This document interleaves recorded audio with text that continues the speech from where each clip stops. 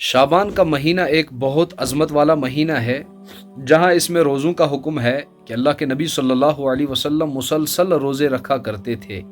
वहीं 14 और 15 शाबान की दरमियानी रात, जिसे हम शब बारात उर्फ़ आम में कहते हैं, ये शब बारात वाली रात बहुत बड़ी अज़मत वाली रात है। जो लोग ये कहते हैं कि इसकी अज़मत कुछ भी नहीं है, वो भी हद से ज़्यादा तजव्वुज़ करते हैं, और जो कहते हैं ये किसी सहाबी से साबित नहीं है, वो भी गलत कहते हैं, वो भी सही नहीं कहते हैं। अपनी जगह उनकी कोई राय हो सकती है, वो अलग बात है, लेकिन ये 17 सहाबा से साबित है कि शब बारात की रात बहुत अज़मत वाली है। बहुत अल्लाह ताला की तरफ से इस रात में बख्शिश की जाती है, बहुत अल्लाह ताला की तरफ से इसमें इनामात की बारिशें नाजिल होती है, इसमें अल्लाह ताला की तरफ से बरकतें नाजिल होती हैं। ये वो रात है जिस रात में अल्लाह ताला ने कुरान करीम को नाजिल करने का एक प्रोग्राम बनाया अल्लाह ताला ने कि आगे ये कुरान करीम नाजिल किया जाएगा। वो भी शब बारात की ही रात थी। किसको आगे जाके अगले साल ज़िंदगी ख़त्म हो जाएगी, वो भी इसी साल में तय किया जाता है।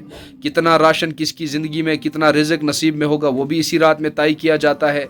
इसी तरह किसकी ज़िंदगी ख़त्म हो जाएगी, किसको ज़िंदगी देनी है, कौन दुनिया में आएगा, जंग होगा या अमन होगा, वो सब इसी रात में तय किया जाता है। लेकिन जब इस रात का शैतान को पता चला कि ये रात बहुत अज़मत वाली है, इस रात में नफले पढ़ने का भी अजर व सवाब है, ज़िक्र व अज़कार का भी अजर व सवाब है, तिलावत का भी अजर व सवाब है, दुआओं का भी अजर व सवाब है, तौबा ताइब होने का भी अजर व सवाब है।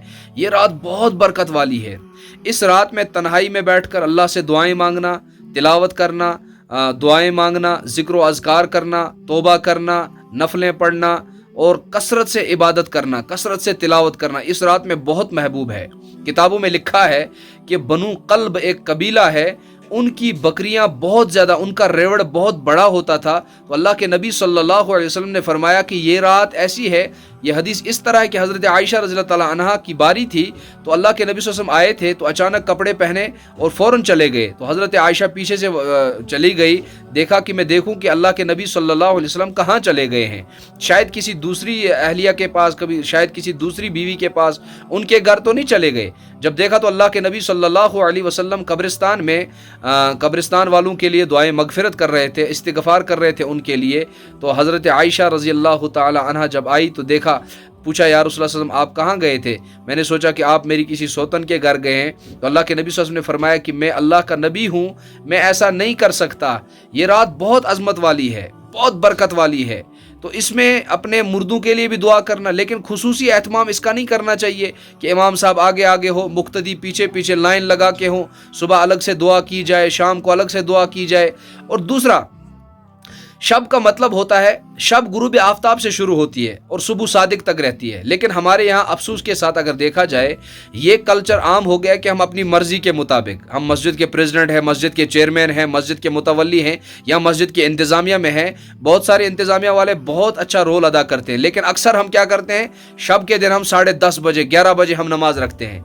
वो इस वजह से रखते हैं, 10:30 तक हमें करना क्या होता है, सिर्फ घर में बैठ के गप्पे मारते हैं, दुकानों में बैठ के चाय पीते हैं, सिगरेट पीते हैं, बीड़ियां फूंकते हैं, आपस में बातें करते रहते हैं और हमारा कोई भी मशगला नहीं होता है, खाने पीने में वो लगा देते हैं। लेकिन ये जो मगरिब से लेकर इशा तक 10 बजे तक हमने 4 घंटे ज़ाया किए, इन 4 घंटों में हम कितनी इबादत करते हैं।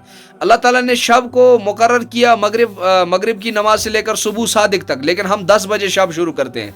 हम अपनी अकल के मुताबिक शब बनाते हैं, लेकिन ऐसा नहीं है।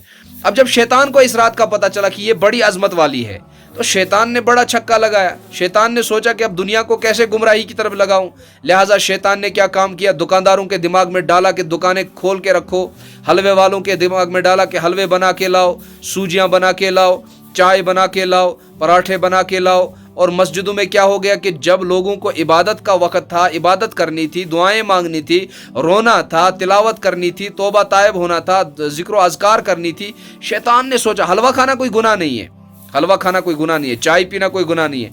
लेकिन मखसूस जो रात एक इबादत की रात थी, शैतान ने हमारा एक कंसेप्ट बनाया कि इस रात में ज़रूरी तुम्हें हलवा नहीं बनाओगे तो शायद शब ही नहीं है, ताहरी नहीं बनाओगे तो शायद शब ही नहीं है, चाय मस्जिद में नहीं लाओगे मुर्दों के नाम की तो शायद शब ही नहीं है। शैतान ने एक जांसा हमें दिया اس جھانسے کی وجہ سے ہمیں اصل مقصد سے اس نے دور کر دیا۔